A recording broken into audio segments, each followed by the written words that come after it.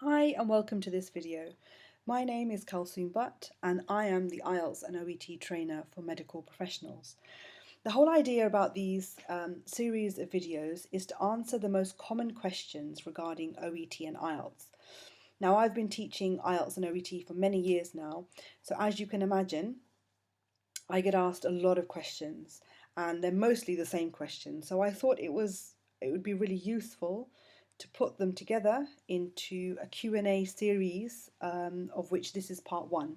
So in each video, I'll be answering 10 questions. So I've tried to keep them short and simple. So let's get started. So first of all, if you're watching this on YouTube, please like, share and subscribe to the channel. Share it with your colleagues and friends who can also benefit, so help them out as well. In the notes below this video, you will find a link to my free training, Planning for OET Success. Just pop your details in the link and you'll receive the free training into your email, into your inbox. Please check your junk and spam folders because sometimes it ends up in there.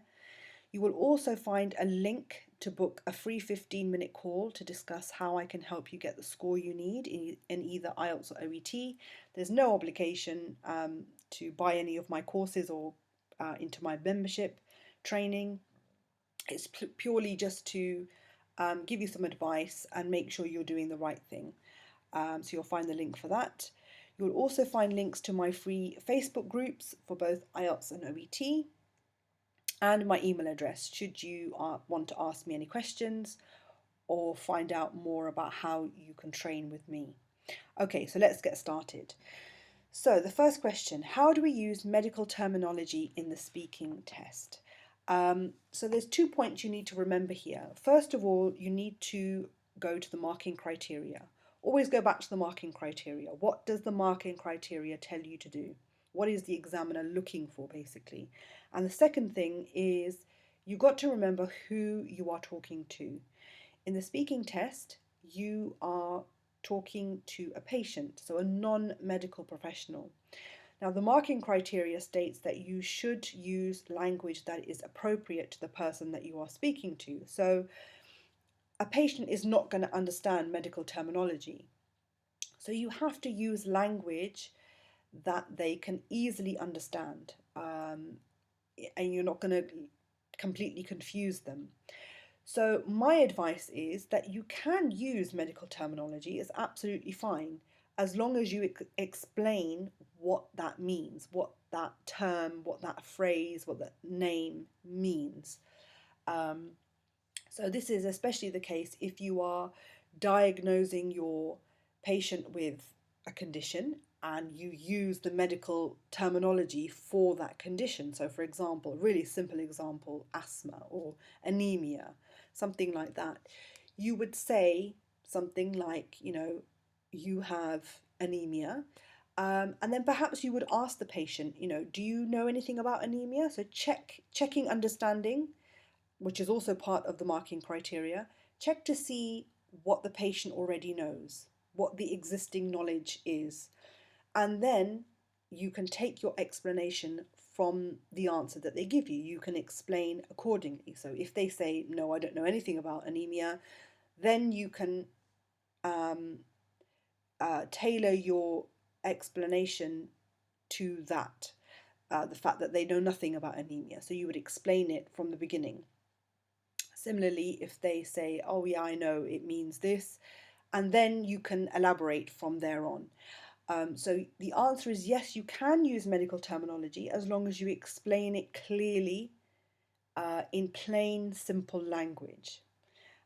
So, just make sure you keep in mind who you're talking to, and that you have to keep your language as simple as possible. Next question. If I spell something incorrectly in the reading and listening test, will I get marked down? Okay, so first of all, let's talk about reading, and in particular part A. Now, part A reading, you are simply copying from the text. The words and phrases will come directly from the text. So there is no excuse for any spelling mistakes in reading part A at all. So let's get that clear first. So the main problem is in the listening test. Now, you must aim to be as accurate as possible. You must be very, very accurate. If you spell a word incorrectly, but the examiner can still understand what the word is, so it's easy to understand. So maybe one letter is wrong, then you won't get marked down for that. But if it's completely, it's really wrong, there's 3 or 4 letters that are wrong, for example, then you will get marked down for that. If the examiner doesn't understand what you've written, then you'll get marked down for that, obviously. But it's a very, very fine line. So you must aim for accuracy, you must be very, very accurate, and don't leave it to chance. A lot of students, they don't bother practicing their spelling, and that is to their own detriment. You must be as accurate as possible. Don't risk leaving it to the examiner if they don't understand it, and then you're getting marked down for that. Don't put yourself in that situation. Spend some time, 5 minutes every day, for example. Especially if spelling is your weakness, just go over some of the common words that you get wrong. Just spend 5 minutes on that, just going over the spelling every single day, and you'll see how much you'll improve and how confident you'll become in your spelling. And also, make sure you proofread. Always go back and check your spelling, and make sure you're correcting yourself as you go. Do we write the patient's address when requesting a home visit? The answer for this is no. For the OET test writing test, you do not write the patient's address when you're requesting a home visit. The only address that is needed in the letter is stated in the task, i.e. the person that you're writing to, the recipient of the letter, and that address goes at the top of your letter. No other address is required, even if you are requesting a home visit. I know that sounds a bit funny, sounds a bit silly. Of course you need to give the address when requesting a home visit, but for OET purposes it's not required, so don't worry about that. Obviously in real life you would add the home address because that makes sense, but for OET purposes you do not. What is the best way to understand reading part C? Reading part C is quite difficult for a lot of students because there is much more to read, and you have to read in a lot more depth in terms of vocabulary, and extracting opinions and things like that.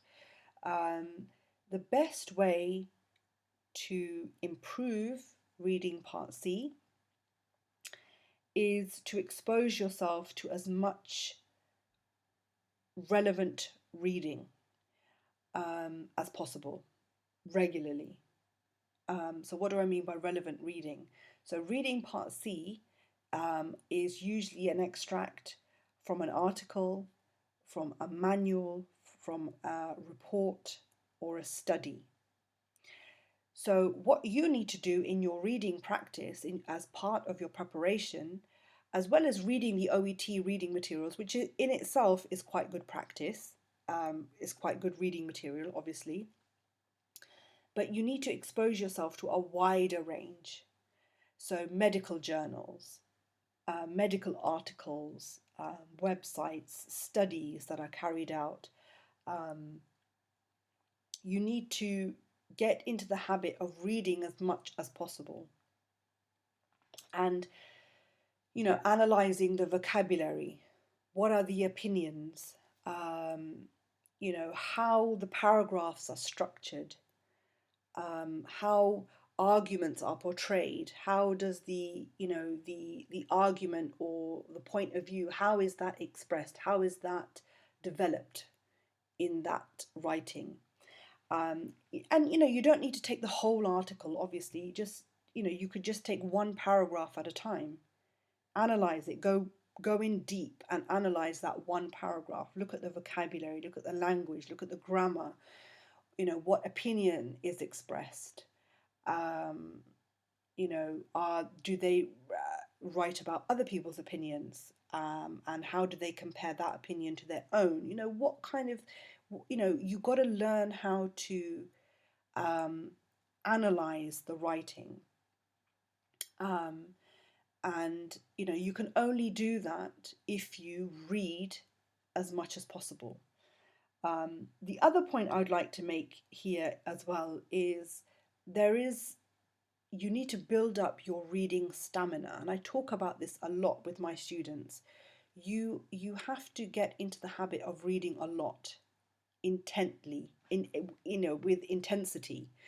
A lot of students in the test, they simply get tired in the reading and in the listening, because they are not used to reading or listening that intently for that length of time. It's quite intense. You have to concentrate, for that length of time, 100%. And some students, because they're not used to doing that, they get tired. And then, they stop concentrating, they make silly mistakes, they start guessing the answers because they just can't, they've lost their focus. So, one of the things you need to do, and obviously I'm talking beyond reading part C here, I'm talking about all of reading and all of listening. You have to build up that stamina like a muscle. You have to build up that muscle to make it strong. So, make sure that you are in the habit of reading for a certain length of time, and reading intensively in that time. Okay, how can I club my scores? So for those of you that don't understand what clubbing means, it means if you got half your score in one test and you took the test again and you got half the other score in the second test. So say if you got in the first test your listening and reading scores, you got the B, for example, in both, but you didn't get the score that you needed in the writing and the speaking. So you took the test again and you did get the score in the writing and the speaking. What you can do sometimes is put those two tests together, put those two scores together and present that as your score, uh, as one score. So you're putting those two tests together, combining two tests together. Now, what you need to understand here is that this is not something OET has anything to do with. It's the regulator that you are applying to. They set the rules as to what is allowed and what is not allowed. So some regulators, they allow clubbing and some do not. So it really depends on which country you are applying to. You need to check with that regulator if they allow clubbing or not. So in the UK, the regulator for doctors, for example, is the GMC. And the GMC do not allow clubbing. You have to get Bs in every subtest in one sitting. They do not allow clubbing. So really you need to go and find out for yourself to the place that you are applying to and what their requirement is. What title do we use for a child in the writing? If the child is 16 and under, then no title is required. And by title, I mean Mr. or Mrs. or Miss. So if the child is 16 or under, there's no title. Now, sometimes in the case notes, and this is where people get confused, sometimes if the child is 16 or under, or if any child is mentioned, they will mention Mr. or Miss or Mrs. And the reason why they do that is to make sure there's no confusion of gender. So you are aware that this is a boy or a girl. Obviously, the names are in English. Perhaps you're not familiar with English names and you're not sure whether it's a boy or a girl. So it's just to eliminate that confusion.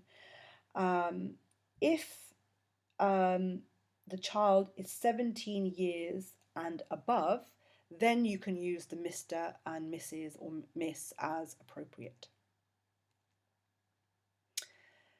Okay, what type of clothing should I wear to the test? Okay, so there's two things I want to say about this. I get asked this a lot. And the first thing I would say is just be comfortable. Take into consideration what the weather is that day. Will there be air conditioning on inside the building?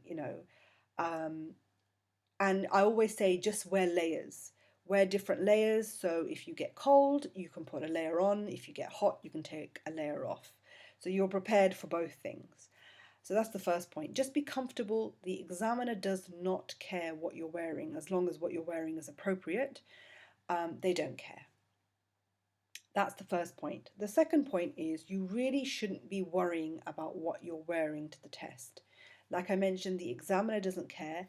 You need to focus on what you are there for, what you need to do, and the strategies that you've learned, and just getting on and doing it. Don't let other things, what your hair is looking like, how much makeup you've got on, what you're wearing, or what the examiner thinks of you, has nothing to do with what you are doing there and what you need to do.